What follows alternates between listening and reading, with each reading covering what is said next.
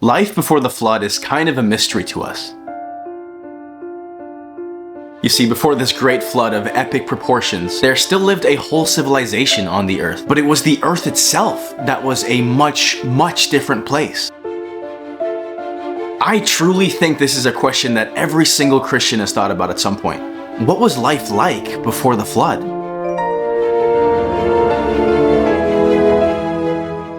Right after Adam and Eve get kicked out of the Garden of Eden, they find this mountain in this land called Elda. After finding a cave there, Adam consecrates that cave to be their house of prayer. He actually ends up naming this place the Cave of Treasures. Now, this mountain would be where God's people would reside. It was the holy dwelling place for Adam and his descendants. But when Cain ends up killing Abel, Cain gets kicked down from this mountain. So now picture this, you have two societies that have now formed. Adam and Eve and their descendants who lived on top of this holy mountain, and then Cain's descendants who lived at the base of this mountain. And this is important to know, because this is the basis on how the world was structured at this point. It simply came down to God's people and then Satan's people. Life on this mountain was actually very, very interesting, because this was the place where the righteous exclusively lived. You actually had to be born there to be able to live there. Cain's descendants were simply not allowed up. So this was a very tight-knit community, and they walked very closely with God. Their rules were very simple. Number 1, do not sin. And number 2, do not, under any circumstance, come down from this mountain. See, after time goes on, Cain, the very first murderer, would build cities at the base of this mountain, and Seth's descendants were strictly forbidden from coming anywhere near these cities. They were to stay away by any means necessary from Cain's ways, but most importantly, it was absolutely imperative that they would stay away from Cain's daughters, because this was Adam's dying wish. But of course, shortly after the days of Yared, the descendants of Seth would start to rebel against this rule. The sound of Cain's music and parties would echo up this mountain, which would eventually entice Seth's descendants to come down that mountain. And this is what ultimately started the fall of the children of Seth. So after the first 1,000 years, after the rule of Yared, that's when we start hearing about the disciples of Satan. It's described how the sons of Lamech invented these musical instruments. The musical instruments they created, such as harps, flutes, and drums, they were inhabited by devils.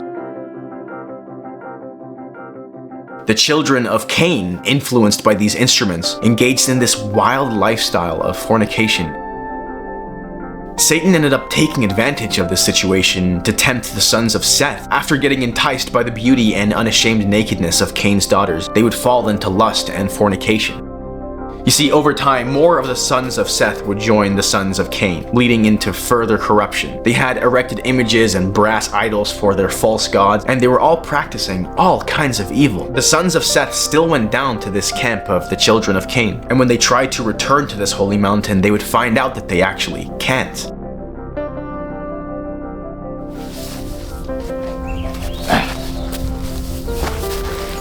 I mean, can you imagine the horror of being from the direct line of Seth, being an earthly son of God, and then being banned from your first home? The story goes that after one of Seth's descendants would come down this mountain, they would be permanently banned forever. And of course, now the question is, did some people ever even try to re-enter this mountain? And the answer to that is a resounding yes. Of course, they were going to try to return to their former glory, and most importantly, to their families. But every single time a son of Seth would try to ascend this mountain, the ground, the rocks, everything they were standing on, everything they were touching would turn into blistering hot fire.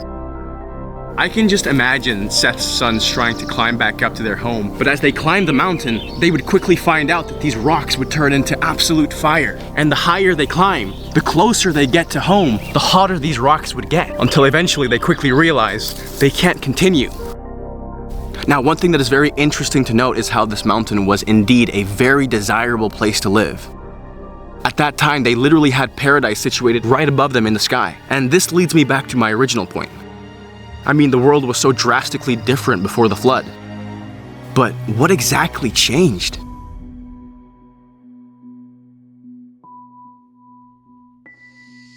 It seems like the further you go back in time, the bigger the plants and animals get in the world.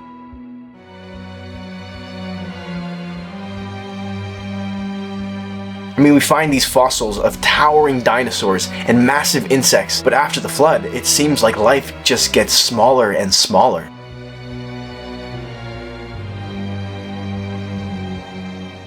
Well, one reason for this is most likely because of the oxygen content in the atmosphere. You see, one huge reason why things were so big once upon a time is because there was way more oxygen in the air back then. Now, this is a relatively small difference, but this would produce a completely different world than we see today. An increased oxygen supply would really make everything grow bigger. The theory goes that higher oxygen levels can potentially support the growth of huge organisms, like dinosaurs. It could create this environment where there is this abundance of resources, allowing trees to grow into these stupidly large sizes. And no, I'm not just making this up, as we can still find fossilized dragonflies with wingspans of 3 feet wide. I mean, an insect of that size shouldn't be able to fly. It just weighs too much. Now, the common consensus is that this was because of the higher oxygen levels in the atmosphere. This would have affected absolutely everything in the Earth in those days. This would have been a world with hyper-flourishing life. And the best way that I can imagine it is like the Garden of Eden.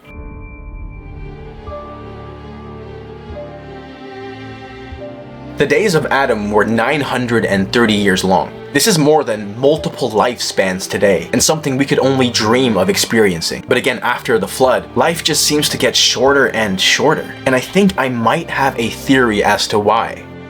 See, oxygen also has this most interesting effect on humans. After a dose of highly oxygenated air, humans just seem to operate better. Increases in strength, stamina, recovery, focus are almost instantly felt. After breathing in pure oxygen, you'd be able to hold in your breath for unnatural amounts of time. And this is why athletes will actually use canned oxygen to up their games in competitions.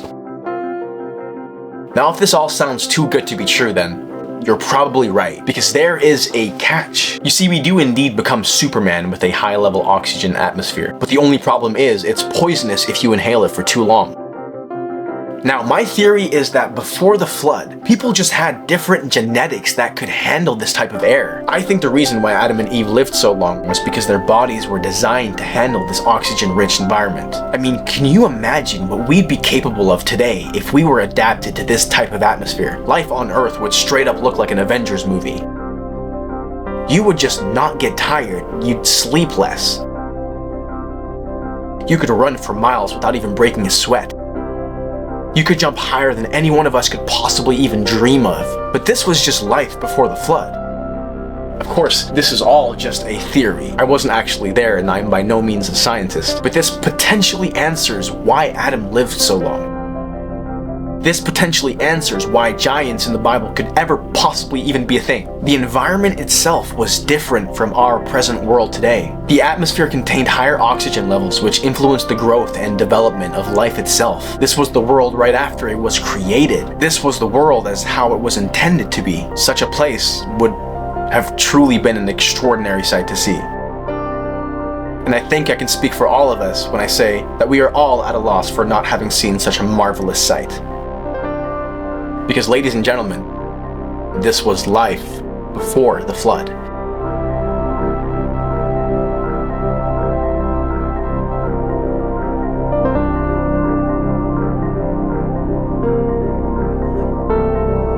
And light walls.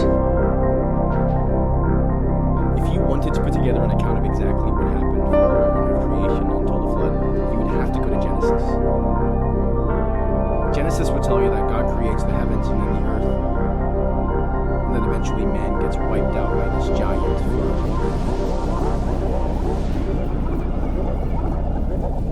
This is the same story we've all heard for literally thousands of years. But recently I've been wanting to dig a little bit deeper.